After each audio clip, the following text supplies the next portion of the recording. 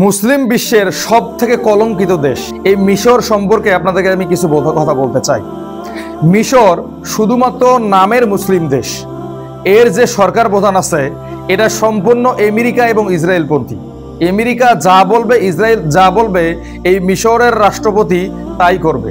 তারা কখনো ইসরায়েল এবং আমেরিকার বাহিরে যাবে না। তো এই দেশটির একটি মুখোশ আপনাদের সামনে আমি খুলে দিতে চাই। এই দেশটি এতটাই নিকৃষ্ট, যখন ইসরায়েল পুরো গাজাকে তছনছ করে দিতেছে, তখন সমস্ত মুসলিম দেশ এবং বিশেষ করে ইউরোপের দেশগুলো যখন ফিলিস্তিনের পাশে দাঁড়াচ্ছে, ঠিক তখনই মিশর কি করলো? ইসরায়েলের সঙ্গে ইতিহাসের সব থেকে বড় চুক্তি করলো। তারা নাকি ইসরায়েলের কাছ থেকে গ্যাস কিনবে টাকা দিয়ে। এখন আমার প্রশ্ন হচ্ছে, আরব দেশগুলো তো কি গ্যাস নাই? মুসলিম দেশগুলো তো কি গ্যাস নাই? কাতারের কাছে কি গ্যাস নাই? তোমরা কি কাতার থেকে গ্যাস কিনতে পারো না?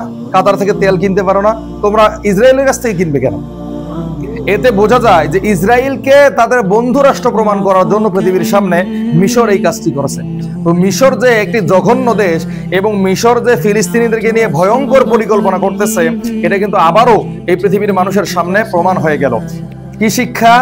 ইসরায়েলকে যারা ভালোবাসে, আমেরিকাকে যারা ভালোবাসে, তারা কখনো মুসলিমদের বন্ধু না। আর মিশর যে ইসরায়েলের সঙ্গে এরকম বন্ধুত্বপূর্ণ সম্পর্ক তৈরি করলো, এটা কিন্তু মোটেও সারা পৃথিবীর মুসলিমরা ভালো চোখে দেখতেছে না।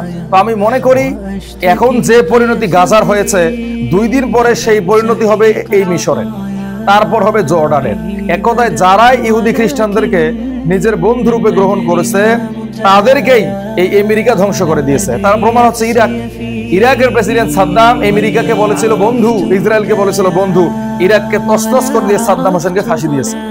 তো ইসরায়েল এবং আমেরিকাকে যারাই বন্ধু রূপে গ্রহণ করবে, তাদের ধ্বংস নিশ্চিত, এতে কোনো সন্দেহ নাই।